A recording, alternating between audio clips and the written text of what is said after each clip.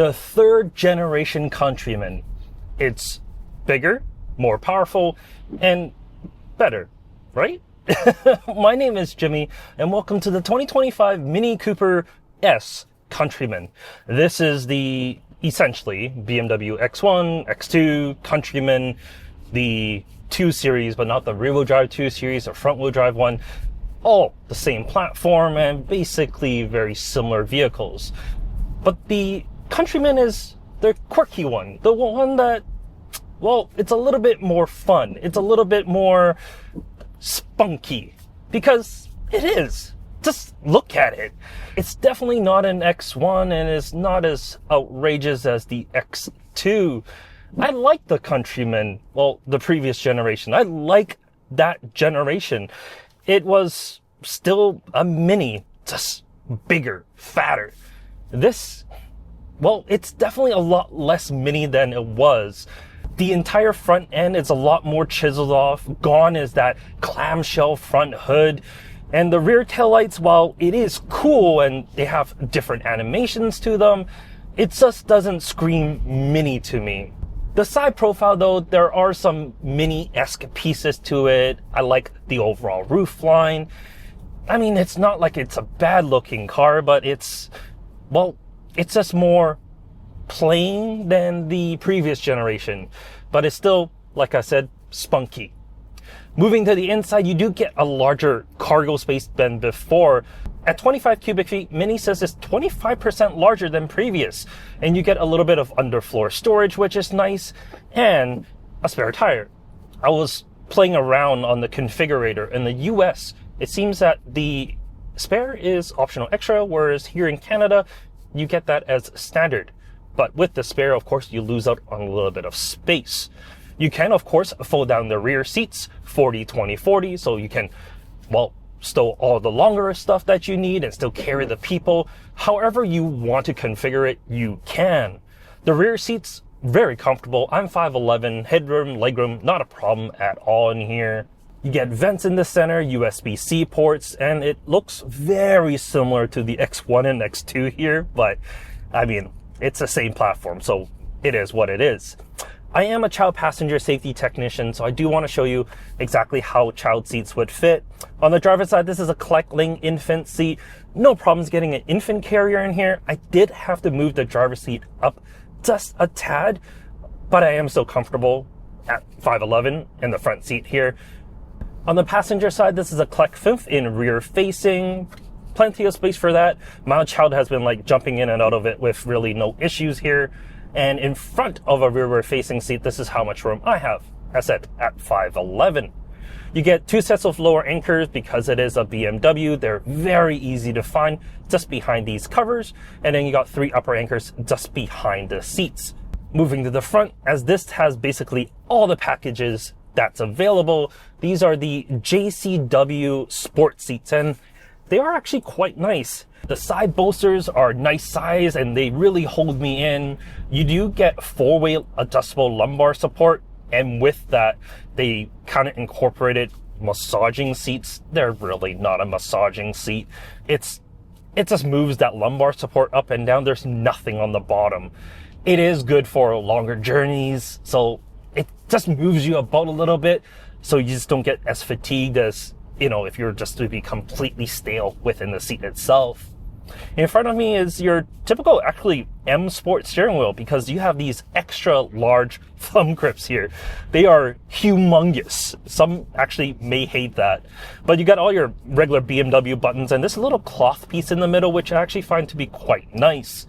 You don't get a cluster behind, but you do get a heads-up display. It does show your speed, and it's, well, a pretty decent trade-off, and that's very standard in a lot of Mini products, because your speedometer is in the center. This round OLED display is actually a very good implementation of, well, a round display. I actually really like it. Sure, you have your wireless CarPlay, Android Auto. The system itself is pretty simple and easy to use. There are a decent amount of menus that you can kind of dive into, which you can get lost in, but on the surface of things, for the things that most people would kind of use, you'll be fine. One of the negatives with it is gone is the climate control that was just below. Everything is now moved into the display itself, but they're always readily available just on the bottom side of the screen, so you can always click what you need, turn on your heated seats and whatnot. Just below that, you do have some physical buttons for like your defroster and your engine start-stop.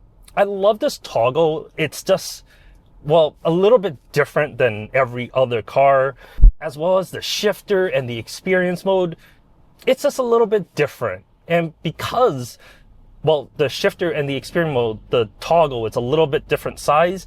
When you just kind of reach down, you know exactly what things are without really looking down at them. And you might be using them a little bit because you don't get paddle shifters behind the steering wheel. You will put it into low gear and put it into go-kart mode if you want all the sporty funness of your Mini. The overall interior is actually quite nice. I like the use of the fabric. While the door cards are absolutely rock hard behind the fabric, I don't mind it. It just looks cool. And everything about this interior just looks cool until you start seeing BMW pieces and they just looks kind of ordinary. And I also don't really understand this box. Why give me a box? It's not removable neither. Anyways, let's talk about the powertrain. The Mini Cooper Countryman S, well, there's only the S version and the JCW. Both comes with a 2-liter turbocharged 4. In here, I get 241 horsepower and 295 pound-feet of torque. If you get the JCW, that bumps it up to 312 horsepower. No matter which you choose, you get the 7-speed dual clutch and all-wheel drive. And you know what? It's actually a very fun vehicle to drive. The steering is not as precise as the previous generation. I find the previous one just a little bit more twitchy, which is kind of what you want a Mini to be. This feels more safe. I understand why they're going this way. People would want a safer vehicle, and this is just more pleasant every day. It's less twitchy. And when you're on the highway, it just feels like, well, it's a little bit more planted. The extended wheelbase does help with that as well. In terms of the ride, it is softer than the previous generation, but it is still firm. You get that sportiness to the overall feel. And it's exactly kind of what Mini buyers are looking for, except it is dulled down comparing to the previous generations, and it's definitely dulled down comparing to the regular Mini Cooper. But I think that's okay because it's gonna invite a lot of people that's looking at, for example, the X1 into this. If they want something a little bit more funky, if they're looking at, for say, Audi Q3 and that's a little bit boring, this is far from boring. And the powertrain, oh, that took a second. Powertrain is good. It delivers really good power.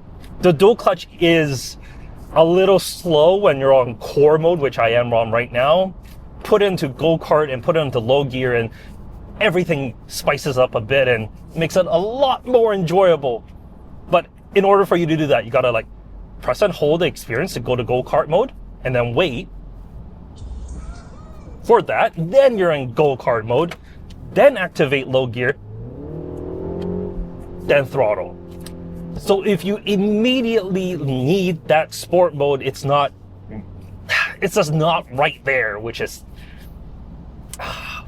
for a Mini, I think that's just a little bit of a problem. Because you want sport mode in a Mini to activate right away. You want your Mini to be sporty, right? That is, well, definitely a little bit of a bummer. But like I said, for most buyers of the Mini, they won't care. This is just like a regular SUV should be these days. And in some ways, that's kind of sad. In some ways, that's good. It's going to attract a lot more new buyers, but current Mini owners may not like it as much as the previous one. Starting at just under 46,000, or as tested here, under 54,000 Canadian, it's very similar to the X1, but less than that of the X2. And I feel like that's a good place to put the Countryman because it has all the features really that you would need from the BMW cousins, except funky, spunky, cool. You get all of that in this. And that's really it. If you have any questions, let me know in the comment section down below. What do you think of the new direction of minis here? Is this still a mini, or is it just a minified BMW? Let me know. I'll talk to you later. Take care.